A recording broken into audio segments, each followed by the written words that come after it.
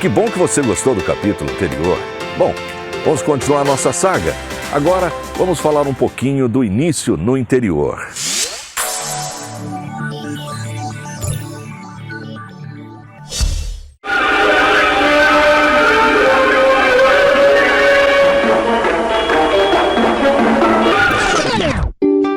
O sol ainda nem tinha nascido. Alguns sons familiares davam conta de que um novo dia estava começando. Aquele barulhinho de café passando pelo coador, caindo no bule, misturando com um cheiro de comida sendo preparada. Era muito cedo, mas minha mãe já estava preparando o almoço dos meus irmãos que iriam trabalhar na roça. Para você se localizar, eu estou falando de São Joaquim da Barra, da região de Ribeirão Preto. Nessa época o trabalho na cidade era muito escasso e muitos jovens ganhavam o pão de cada dia enfrentando o serviço braçal. Eles só iriam comer lá pelas 10 horas da manhã, daí o apelido de boia fria, triste referência ao fato da comida que era preparada tão cedo ficasse fria na hora de comer. Eu tinha o privilégio de continuar na cama, afinal era o caçula, e a minha obrigação, a de ir para o colégio, só começaria mais tarde.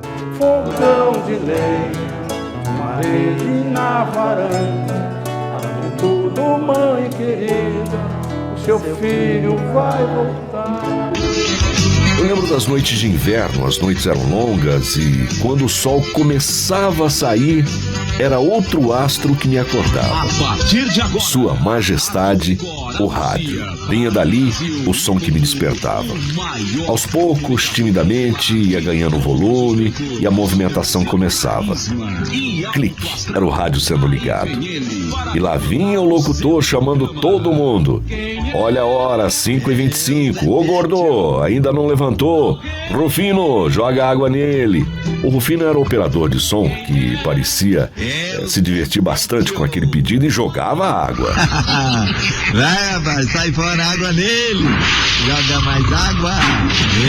Vai. Eu, sozinho na cama, ficava rindo. Agora são 5h13 em São Paulo, 5h13. E ao som do Zé Bétio, começava mais um dia. Quase todos os moradores da minha casa iam pro trabalho e eu, caçula de 7 irmãos, me preparava para ir pro colégio. Nessa época, a curiosidade infantil era muito aguçada em mim.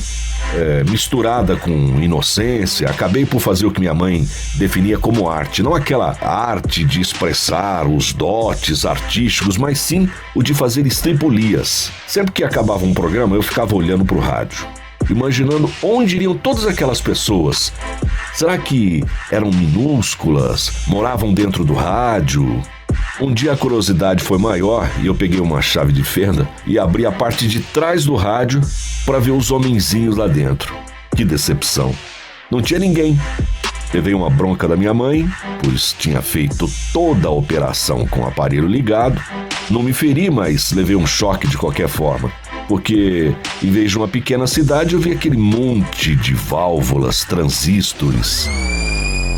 Corriam os anos 60 e eu não entendia bem o que estava acontecendo com o país, mas existia um medo velado, conversas ao pé do ouvido. Eu tinha medo de uns tais comunistas que todo mundo falavam, que comiam crianças.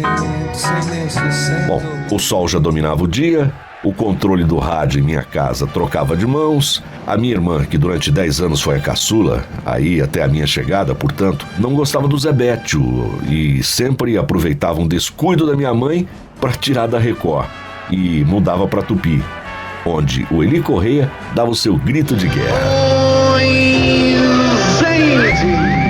No grupo escolar, seguíamos uma rotina rígida.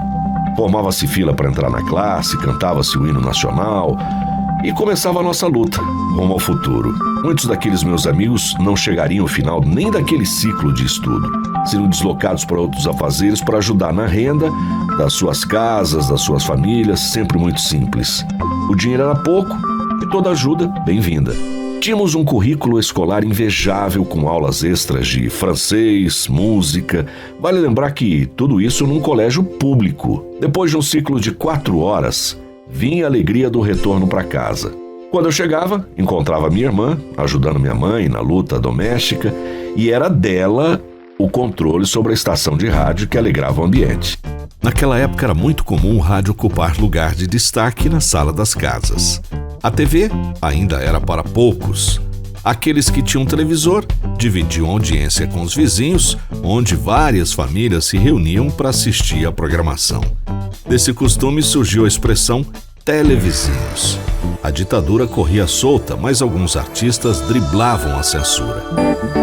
Deixa eu voltar na minha escola, que era próximo da minha casa. Dava tempo de ouvir com a minha irmã as novidades da época. Vários eram os monstros sagrados daquele veículo. Walter Silva, o Pica-Pau, Enzo de Almeida Passos, Vicente Leporassi e seu Trabuco. Senhoras e senhores amigos da Bandeirantes, muito bom dia. Estamos iniciando... Barros de Alencar com seu programa matinal. Nós não tínhamos TV, mas quem precisava tendo o bondoso televizinho que dividia aquela maravilha com a gente. Beto Rockefeller, de Braulio Pedroso, enterrou de vez os dramalhões recheados de ciganas, príncipes coroados e heróis justiceiros. Daí pra frente, as novelas nunca mais foram as mesmas.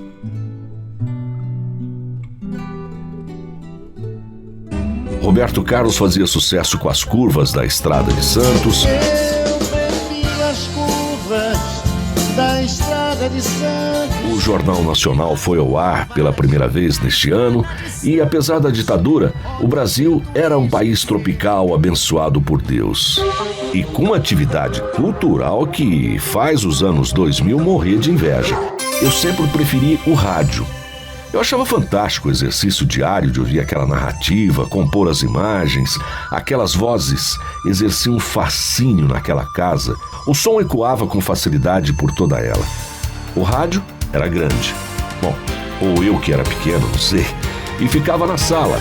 Nem se pensava em aparelhos portáteis. Se por um lado a casa era pequena, o quintal era grande, com horta, frutas. Lá do fundo dava pra gente ouvir.